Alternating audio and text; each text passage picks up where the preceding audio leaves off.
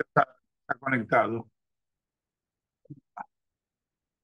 Então, estamos continuando no Sushiur, estamos na página 198, vamos encerrar hoje o capítulo, se Deus quiser. Então, seguinte, vou encostar a porta por fora. Então, Talmud, Tratado de Iruvim, traz uma história especial de Rabi Farida, que tinha um aluno ao qual era obrigado a explicar a lição da Torá sobre qualquer que fosse o assunto 400 vezes. Tinha um aluno, justamente este rabino, que demorava para entender. Esse é um caso clássico que está trazido. 400 vezes ele tinha que explicar para ele, até ele poder entender. E não é só modo de falar, mas literalmente esse era o número de repetições. Rabi Farid era paciente e não ficava aborrecido com este aluno. Ele repassava cada lição, repetindo e explicando até que seu aluno finalmente entendesse. Ok? Não tem que ficar desesperado. Ainda falta mais 399. Então, Rabi Farida percebeu que esse era o único meio para que seu discípulo pudesse aprender. E nunca se preocupou sobre o tempo e o trabalho investido nisso, mesmo sabendo que o rapaz fazia progressos muito lentos. Mas o principal, o investimento dava frutos, valia a pena.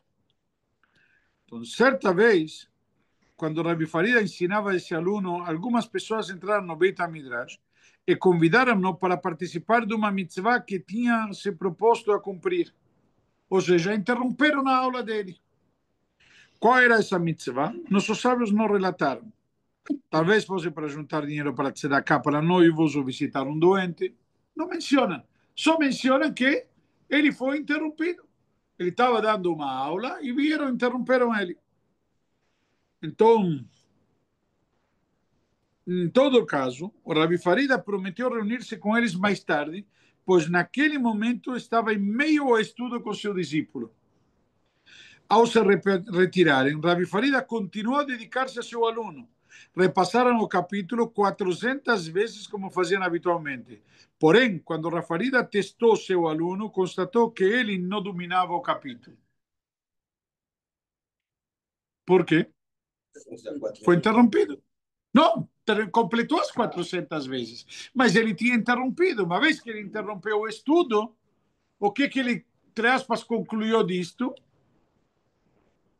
Não, ele, o Rabi Faria concluiu, bom, completei as 400 vezes, deve ter aprendido. O que aconteceu? Perguntou-lhe Rabi Farida. Você sempre compreende a matéria depois de ter estudado 400 vezes. Por que você não a sabe agora? O aluno respondeu: desde que aqueles homens convidaram o Raf para participar da mitzvah, me distraí no meu estudo e não prestei a devida atenção. O tempo todo fiquei repensando: agora a Revi Farida vai sair. Não vamos chegar às 400 vezes. Aí me distraí sem escutá-lo, pois tinha medo de não conseguir entender a lição. Ficou claro a história? Essa é a passagem. Pacientemente, dice a Guimarães, Rabi Farida adiou sua partida do Beit HaMidrash e calmamente disse a seu aluno: agora preste atenção e concentre-se nos seus estudos. Eu lhe ensinarei novamente. E com infinita paciência, Rabi Farida explicou-lhe o capítulo outras 400 vezes mais, até ter absoluta certeza de que o estudante havia entendido e dominado a matéria. Naquele exato momento, Rabi Farida ouviu uma voz divina proclamar: em recompensa por este ato, você poderá escolher seu prêmio. 400 anos serão acrescentados à sua vida, ou você e toda a sua geração merecerão a vida no mundo vindouro. O que ele preferiu? Segundo.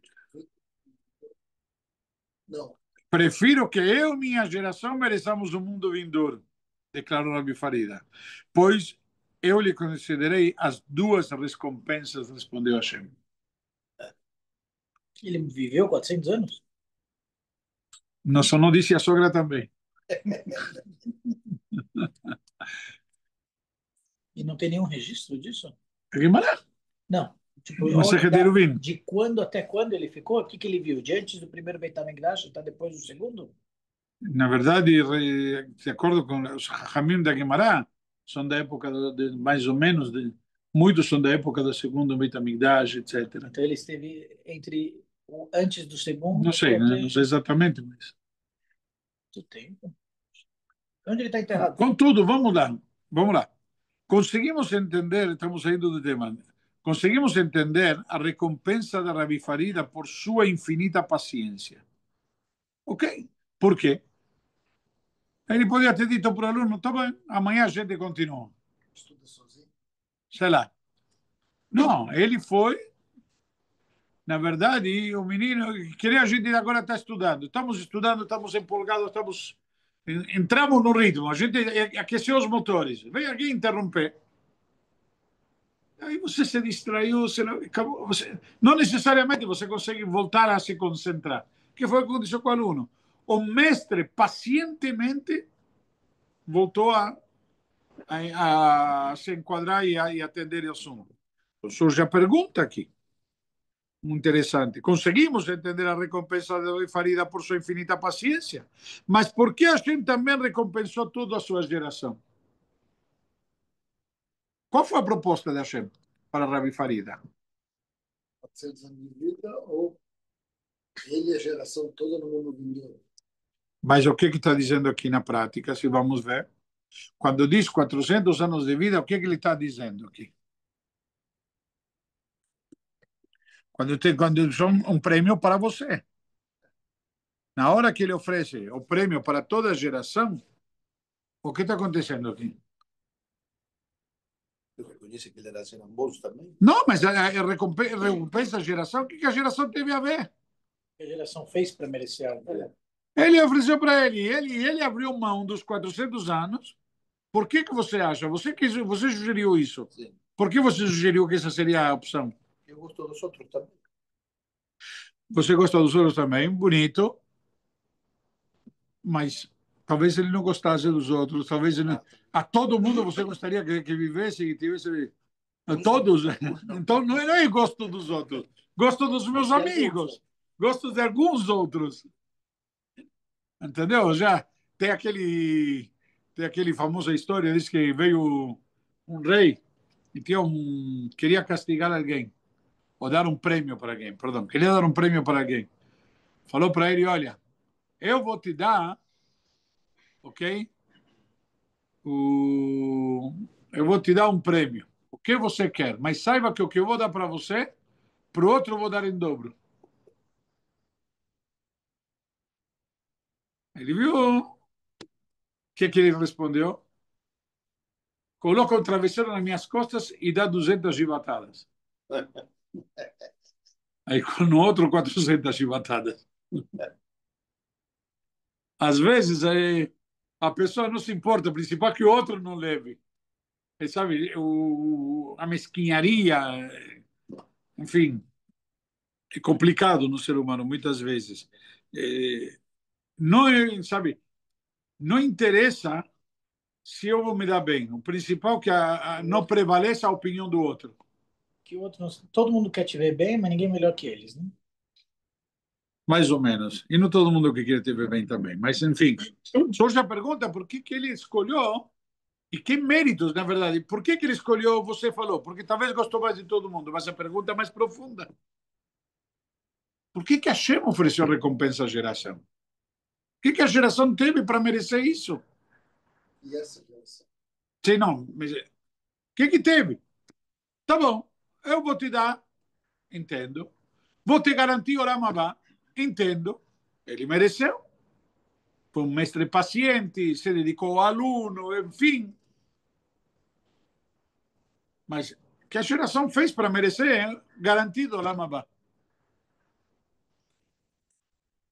Na prática, essa foi a pergunta. A geração também aguentou junto com o Rabino. Aguentou o quê? Porque, entre aspas, você sabe que o Rabino vai ter menos foco para você porque ele está se dedicando para o próximo. E? Mas o Rabino... Mas abrir mão de algo. Mas o Rabino se dedicou a ele, era a recompensa para o Rabino, pela paciência dele. Aqui a questão é por que a geração é recompensada? O que a geração mereceu essa recompensa tão especial? Toda geração. Então, a resposta, segundo nossos sábios, é que as coisas que são difíceis para alguém no seu dia a dia são um teste para ele. Se para você está difícil, é porque a gente está te testando. É para ser difícil. No caso desse aluno, como ele era difícil o estudo da Torá, concluímos que esse era seu teste. Ter a paciência de sentar também e ouvir. O rabino, por sua vez, teve a paciência de ensinar. Mas ninguém fala da paciência do aluno. E dos outros. Hoje em dia vivemos numa geração impossível. Hoje, qual é a geração de hoje? O máximo que uma pessoa tem paciência é quanto tempo leva para ele puxar o dedinho. Essa é a máxima paciência. Antigamente a paciência media quanto tempo demorava para buzinar quando o farol ficou verde. Certo? Quando está no carro de trás. Hoje em dia, quanto tempo demora para ele dar o tique no celular? Então, na prática, diz, no caso do aluno, esse era seu teste. E ele sabia como lidar com ele, já que persistia no estudo. Então, deduzimos que o aluno teve esse comportamento. Isso é um sinal de que toda a sua geração tinha essa conduta, de valorizar a nossa Torá Kedoshá. Ele valorizava o estudo de Torá. Ah, não, sabe o que? Vou desistir.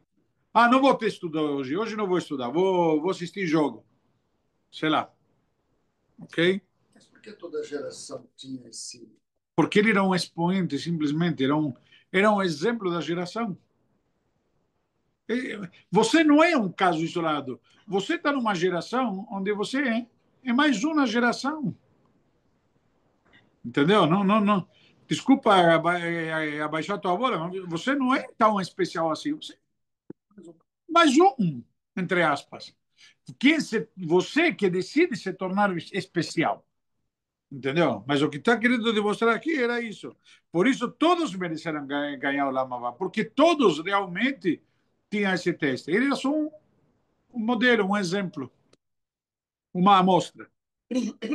Rav Eliyahu Dessler, que escreveu o livro Michtam Eliyahu, costumava dizer: o passado é feito de lembranças, o futuro é apenas imaginação, e o presente é composto por testes. Já você imagina como vai ser o futuro, você não sabe. O passado já foi, são lembranças, não adianta. Também não podemos mudar, não podemos alterar, não podemos... Acabou, já foi. Mas foram testes também. Foram testes e muitos deles não passamos. Será que aprendimos a lição? É isso que quero dizer.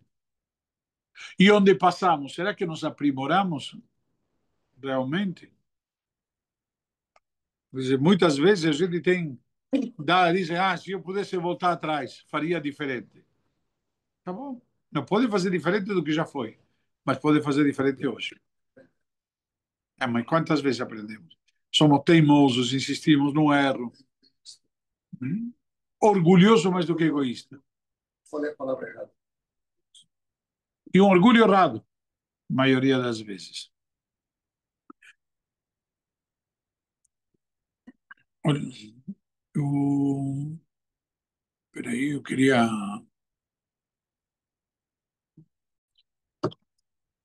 Então, isso daqui acontece com muita frequência, lamentavelmente. O livro Ineni Beyadcha traz o seguinte midrash que nos ensina a superar os testes. Havia um rei que estava muito preocupado com a seguinte questão, que apresentou a um de seus conselheiros: como lidar com situações nas quais obtenho sucesso, para que meu peito não se encha de orgulho, pensando que meu êxito é fruto de minhas obras, e dessa forma me esqueça de Hashem. Muitas vezes a pessoa pode chegar a se vangloriar. Então ele diz: como abaixo a bola? Ou caso contrário, diante dos meus fracassos, não desanime, desistindo de viver. Por quê? Porque não necessariamente o fracasso é culpa minha. É um teste, talvez, ou alguma coisa.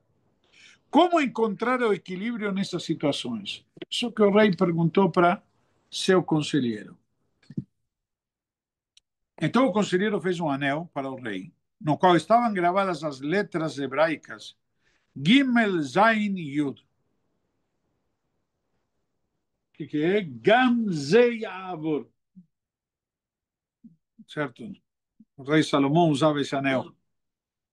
Que cada vez, cada rei sempre tinha um anel, onde tinha lá o selo real, certo? Era tipo carimbo. Tinha 3 letras, Gam, Zeiavor, Gimel, Zain, Yud. Isto também vai passar. Então, ele diz ao monarca, essas letras vão ajudá-lo a manter o equilíbrio. Se Vossa Majestade estiver muito feliz, então precisamos segurar seu ego. Então, está se achando? Isso também vai passar. Não fica aí. Assim, olhe para o anel, cujas iniciais querem dizer Gamzei Avor, isso também passará. Por outro lado, se Vossa Majestade estiver muito triste, é só olhar para esse anel e que eles dizem Gamzei Avor, isso também vai passar. Ah, está passando por uma dificuldade? Não se preocupe, isso também vai passar. Acabou, não tem problema. Conclui o Ineni Biyadcha, devemos saber que a vida é como um semáforo. Nada é constante. Tudo está sempre mudando. Simples. Como diz a vida é uma roda, vai girando, etc. Um ciclo. Depois de verde, a luz do farol se torna vermelha. E ninguém chora por isso, pois sabe que dentro de alguns minutos voltará a ficar verde. E quando fica verde também não fica todo eufórico. Por quê? Daqui a pouco vai ficar vermelho de novo. Faz parte. Assim devemos viver com Hashem. A cada segundo de nossas vidas, sabendo que Ele dirige cada instante do mundo e não é para sempre, e nada é para sempre. Qualquer que seja a situação, há que se estar preparado para as mudanças. Já devemos estar atentos e prontos. Você acha que está tudo bem? Calma. Você acha que está tudo mal? Calma. Já, né? O ser humano com frequência, principalmente hoje em dia, ele muda, ele altera de a euforia, porque está bem, para o desespero, porque a coisa está ruim. Depressão. Depressão é algo mais constante. Desse modo, quando os testes estiverem difíceis, devemos pensar, isso também passará. Por outro lado, aquele que está em cima também deve sempre estar consciente de que isto também passará. Ou seja, na prática, não, já você não vai ficar por cima para sempre. Então, diz o Peredores que certa vez o Hafetz Haim perguntou ao público qual é a essência de ser Yehudi. E o próprio Raham respondeu, a essência de Yehudi é a de saber suportar testes, lidar com eles, superá-los e vencê-los. O que em português nós chamamos com uma palavra resiliência. Que na verdade é característica da Israel. A Israel Chai, etc. O que é? É isso. Somos a Israel Chai. Não adianta. É a resiliência. Se levantar, sacudir a poeira e dar a volta por cima. É disso que se trata. Ravider Shlita pergunta em relação ao Pirkei Avot. Pirkei Avot, no 5º capítulo, traz uma frase: Lefum tzara agra. Conforme o esforço é a recompensa. Essa é uma passagem muito... Na verdade, não somente conforme o esforço, tzara é aperto, na verdade. Aqui traduz como sofrimento, mas é aperto. Lefi o tzar, o aperto, a dificuldade, é a recompensa. O aperto é a recompensa? Não, conforme o aperto. Por exemplo, hoje em dia, um exemplo prático, antes de ler o que diz aqui, hoje em dia, como você, por exemplo, tem um funcionário encarregado de vendas na tua empresa, você recompensa ele talvez com um básico e o resto é comissão de venda, certo? E o básico seria uma ajuda de custo. Só para... Concorda? É assim que funciona muitas vezes. E em muitos casos, um vendedor não ganha nem básico, só comissão de venda. Certo? Mercado imobiliário, etc. A pergunta é simples. E a pessoa saiu o dia inteiro e voltou, lutou e não vendeu nada. O que ele ganhou? Quanto você paga para esse funcionário? De dinheiro, nada. Mas Nada. está plantando. Mas e? Pô, ganhou. Mas você não paga para plantar, Não. certo? Então, na prática, nesse mundo, na prática não ganhou nada. Diz a Kadosh Baruch Hu, na verdade, porque a nos ensina, Hashem não te paga por isso, Hashem te paga pelo esforço também. Você foi, você correu atrás, você se esforçou. Que foi a história das 400 vezes do professor com o aluno. Se esforçou, se dedicou, merece uma recompensa especial. Por quê? Porque houve um esforço, houve uma dedicação. Isto daqui a gente recompensa. Está claro? Isso nos ensina porque é avô. Não é necessariamente por um resultado tangível, senão Deus também te recompensa pelo esforço, pela dedicação, pelo empenho. Tentou, se esforçou de verdade, a gente está vendo e a gente está recompensando. Hoje em dia, por exemplo, é comum os pais dar para o filho, se você passar de ano, vou te dar um celular. Sim ou não? É comum, hoje em dia, se o filho entrar na faculdade, vou te dar um carro. E se ele realmente se esforçou e não conseguiu? Porque escolheu não uma faculdade, escolheu a melhor faculdade. Não sei se entendeu. E ele não conseguiu, mas entrou numa segunda categoria. Ou eventualmente nem testou uma segunda categoria. Ele só foi naquela que ele estava almejando. Ou a boa ou nada. E não conseguiu. Mas você sabe realmente que ele se esforçou. Você recompensa esse filho. Você vai dizer, peraí, eu fiz um acordo que a premiação seria conforme o resultado. Não houve resultado, não há premiação. A gente diz, eu vou te recompensar pelo esforço. Eu vou te recompensar. Eu vou te dar um exemplo prático. De manhã cedo você acordou hoje, 6h15 da manhã. Tomou um banho. Vou sair de casa para ir para a sinagoga para rezar com minyan. Por algum acaso, algum vizinho deixou o carro na frente, te travou. Aí você falou, tudo bem, não consigo sair, vou atrasar, não quero perder horário, estou me esforçando. Então vou chamar o Uber. E aí o Uber te cancela uma vez, uma segunda vez. Aí, tá, não tem jeito, eu vou pegar o táxi. Sua casa, você caminha, tem 30 metros. Na outra quadra, tem, virando a esquina, não tem um ponto. Vou ter um ponto. Chega no ponto, não tem táxi. Em resumo, você fica, tentou, acordou, fez, foi pegar o carro, estava bloqueado. Foi chamar Uber, cancelou a corrida. Foi no ponto de táxi, não tinha táxi.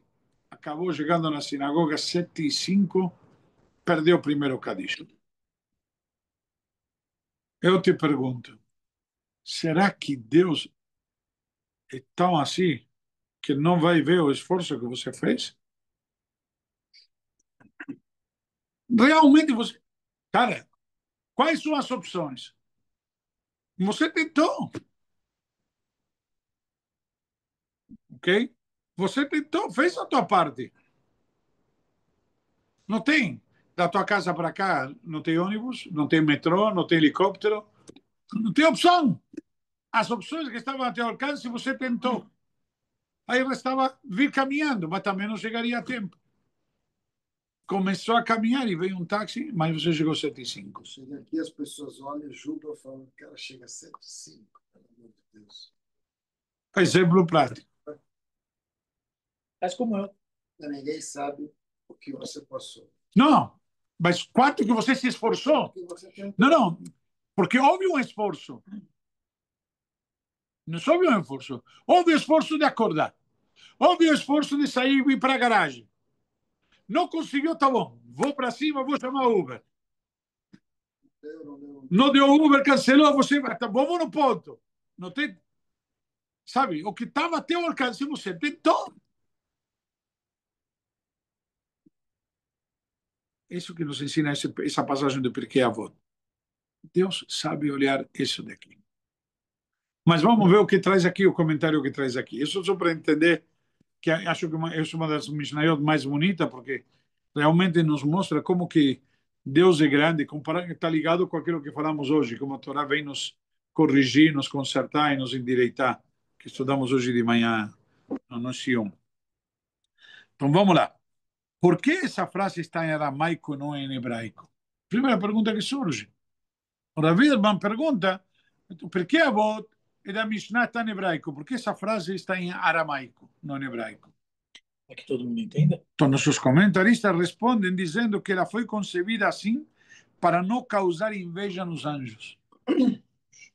Por quê? Que não entendem aramaico, pois o judeu, quando enfrenta testes, sofrimentos, dificuldade e os supera, alcança um nível tão elevado que nenhum anjo consegue atingir.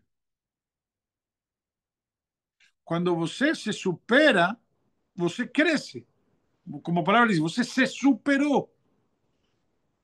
Os anjos não podem se superar. Mesmo os mais elevados, que são os serafins, que são os anjos mais elevados, eles não conseguem se superar. Eles foram criados, são robôs, sabe? Tá programado, é isso que ele vai fazer. E louvar a Deus daquele nível tão elevado, mas não é que teve um mérito. Dessa forma, ela foi escrita em aramaico para não despertar o ciúme das criaturas celestiais. Em outras palavras, Am Israel é Kadosh, santo e guerreiro. Porque essa é a nossa característica. Ok? Na verdade, tem um ditado muito lindo que eu ouvi esse ano, está estudando, porque é a voto, que a gente estuda toda semana agora nesse período, e estudei esse ano uma explicação bonita, diz, que significa lefum tzaragra, tradução literal significa conforme o esforço, ou seja, o sofrimento, a dedicação, vai ser a recompensa. Mas tem uma outra explicação que em aramaico, lefum significa para a boca. De acordo com a boca, você vai ter tzara ou agra, sofrimento ou recompensa. De acordo com a boca. Sim. Como você define as coisas? Como você chama as coisas? Você vai definir a coisa, isso daqui é ruim. Se você definir o que é ruim, você vai se sentir mal. Se você definir o que é bom, você vai se sentir bem. Tudo vai de acordo com como você fala. Quando você está falando coisas negativas, vai atrair coisas negativas. Quando você fala coisas positivas, vai atrair coisas positivas. Na nossa vida, no nosso dia a dia, é assim que funciona. A gente traz e atrai conforme com a boca. Quando você está falando coisas boas, ontem alguém me falou uma frase. Quando o sol te sorri, sorria para ele. Aí eu falei para ele, ao contrário. Se você sorrir para o sol vai sorrir para você. Você que provoca as coisas. Você não tem que ser aquele que reage. Você tem aquele que provoca. Aquele que faz acontecer. Ou reage de forma positiva. Mas melhor você ser proativo. Sim, eu sei. Se você tem proatividade, você vai provocar as coisas. Mas você vai provocar e vai vir conforme você encarar. Como você se colocar. E isso que a gente diz, tem a cara positivo e o cara negativo, ou seja, o pessimista e o otimista. Do jeito que você vai encarar, as coisas vão vir também. Se você vai estar positivo, vai trazer coisas positivas. Então, de acordo com como você falar, vai ter como você encarar as coisas. Aquele exemplo que eu sempre dou. Meio copo d'água. Se eu vou comemorar que tenho meu copo, vou estar feliz, vou estar animado, vou atrair coisas positivas. Se vou me lamentar que me falta meu copo d'água, vou estar triste, vou estar chateado, vou estar contrariado. Por quê? Porque me falta. Me sinto insatisfeito, etc. Então, tudo depende de como vou encarar as coisas. Isso aí, Rabi. Um bom dia para todos. Escolha.